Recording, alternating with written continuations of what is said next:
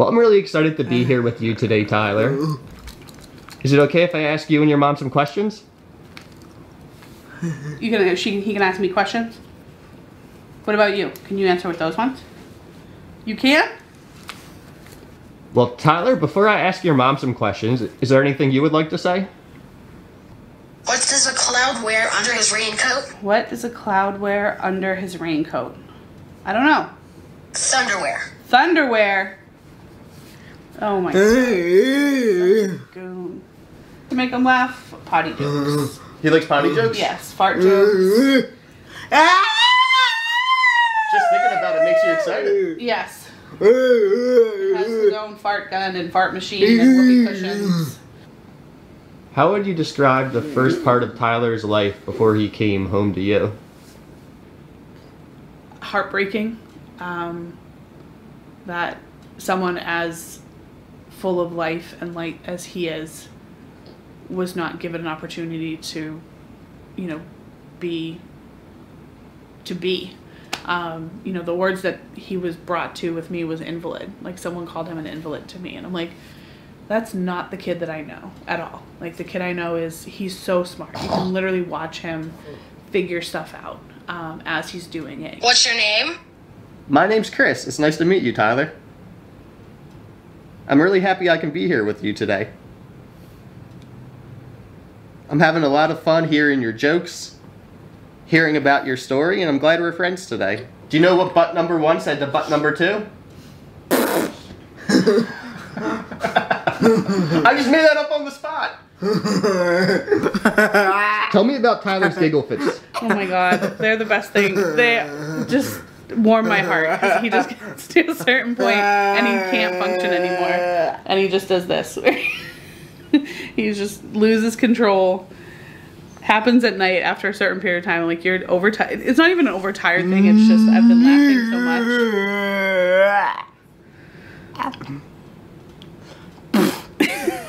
much. It's like an overload of jokes and laughter. Yeah, they're great. They're great. They're great. I mean, his laugh is just perfect.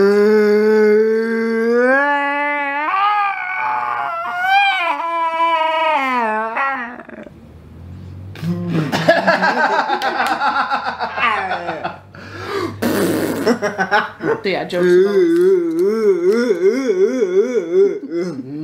You just like making people laugh. Being silly and goofy. Singing, dancing, anything you can do to make someone laugh. That's what he's gonna do. Do you love telling jokes, Tyler? Do you like to tell jokes? He has his own joke that he would tell me all the time before we got the device. What's your joke? Hey, tell me your joke. No, this one.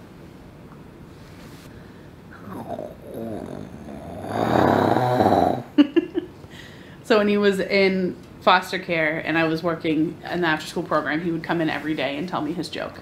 He'd be like, tell me your joke, and he would just make that sound and I would just crack up laughing. What'd he crack up to? Oh my god, he would just die laughing. How old are you, Tyler?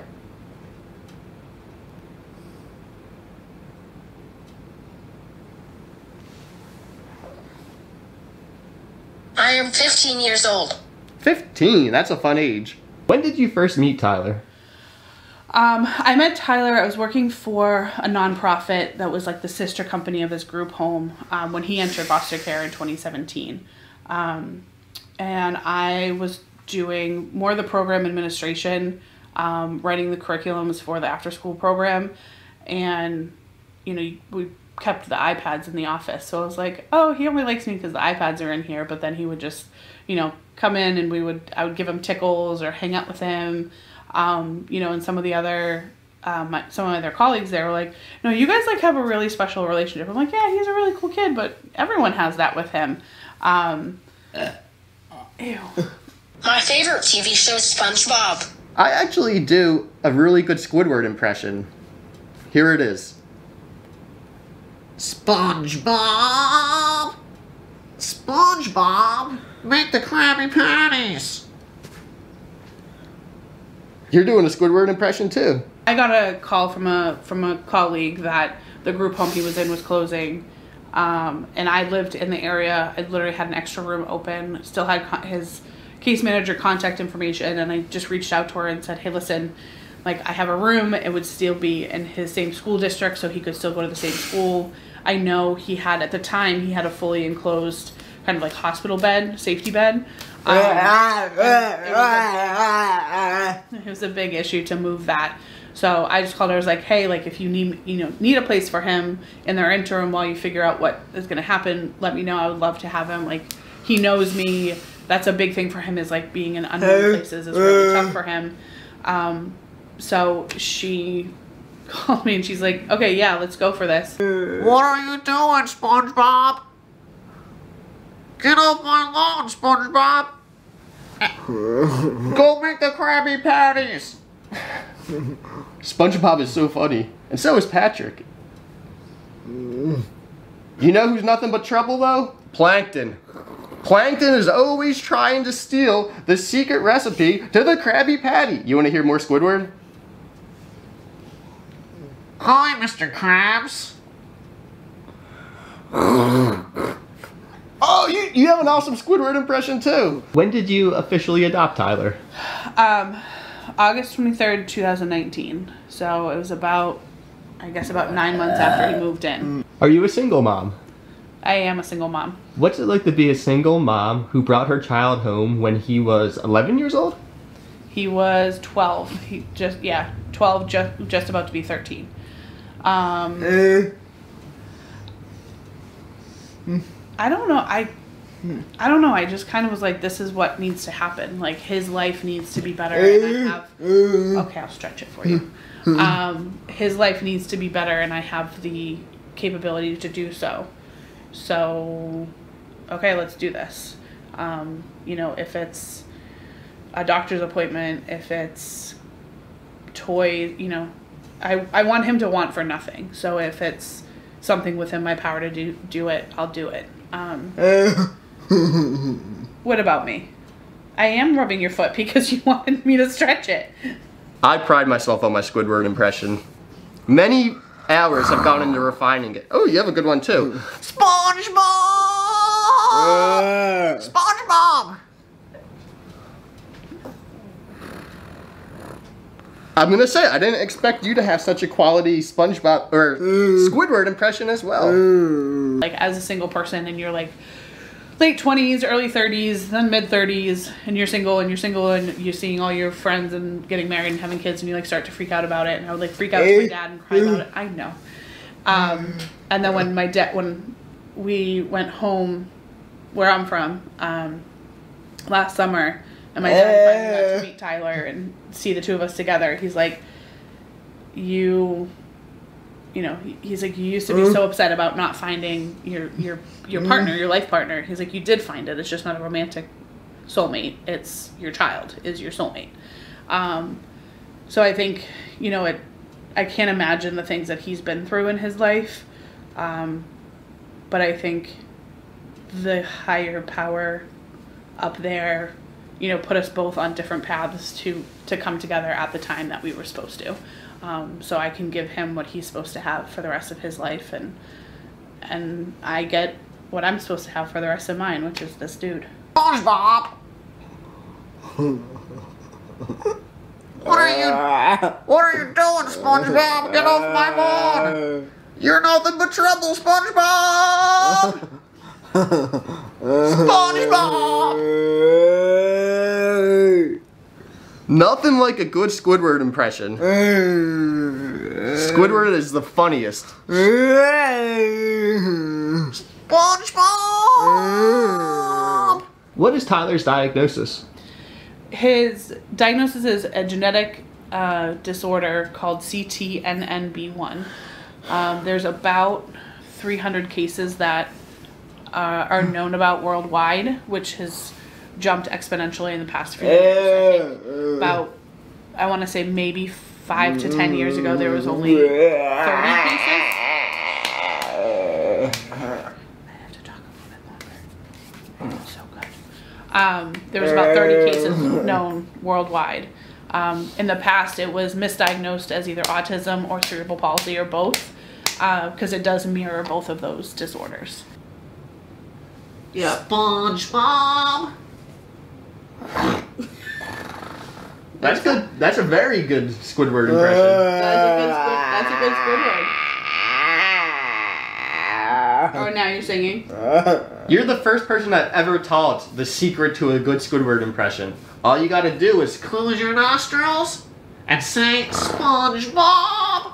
That's a good SpongeBob. From reports that I've read and stuff that I've heard, he just kind of was kind of thrown on the floor, and he would crawl around on the floor. He couldn't walk. He would just crawl around on his knees. No interests, no hobbies. Watch TV or a tablet all day, and he would regurgitate his food, which is what they call rumination. So he would literally throw up his food back into his mouth, and then re-eat it. And for the first year, I mean, I still do it now, but the first year was just food was next to him all the time, every day. He never went without food. And the amount of it, it's like, okay, you want more of this? There's more of it.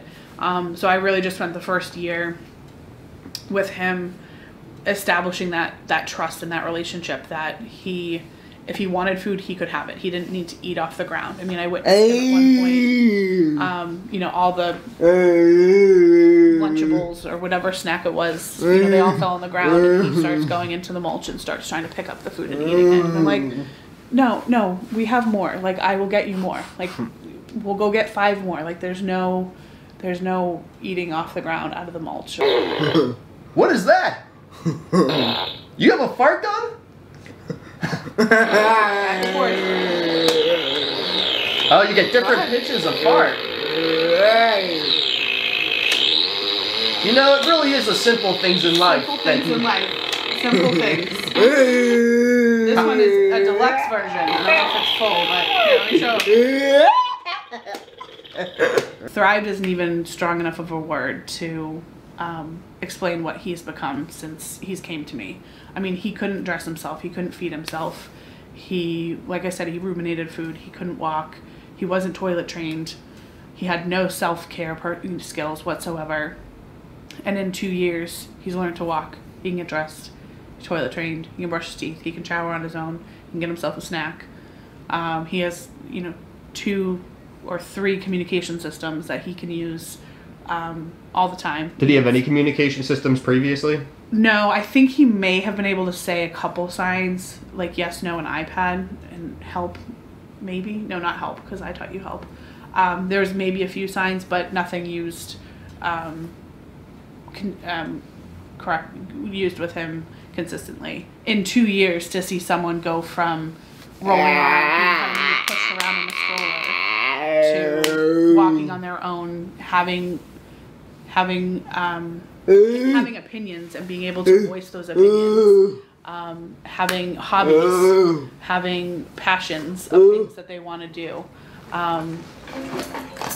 What? And he's reaching for some of those hobbies now. Oh, he's reaching for those hobbies now. He sees his ukulele. Should we keep playing music? Do you want to keep playing? All right, let's do it.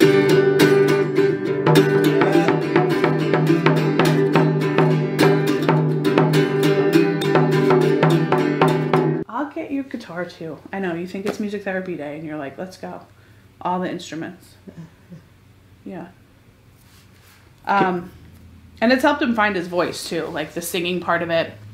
When we would do some singing with it, he's like, the speech therapist at his school is like, he knows now how to turn on his voice. Like, he has that breath control. Whereas before, he would make sounds, but not like on command. Like, you couldn't be like, hey Tyler, sing, and then you would sing. Can you sing? Yeah.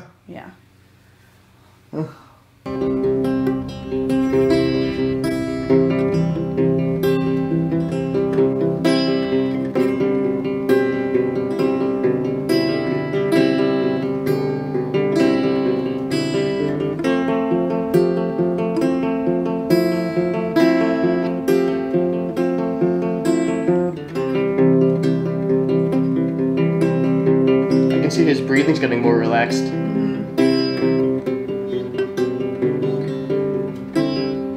Tell everyone what you're doing right now. Not. You're a joke. What are you doing? Just relaxing. Is that the sign for relaxing he uses? Relaxing. Yeah, hands behind his head. Which he came up with in the pool last year. I couldn't get him out of the pool for hours. And I just asked him one day, I'm like, what are you doing in the pool? He literally just puts both hands behind his head, leans back in the pool. I'm like, are you relaxing? He's like, yep. So we use that for relaxing. Do you like relaxing, Tyler? What's your favorite thing to do on the weekend?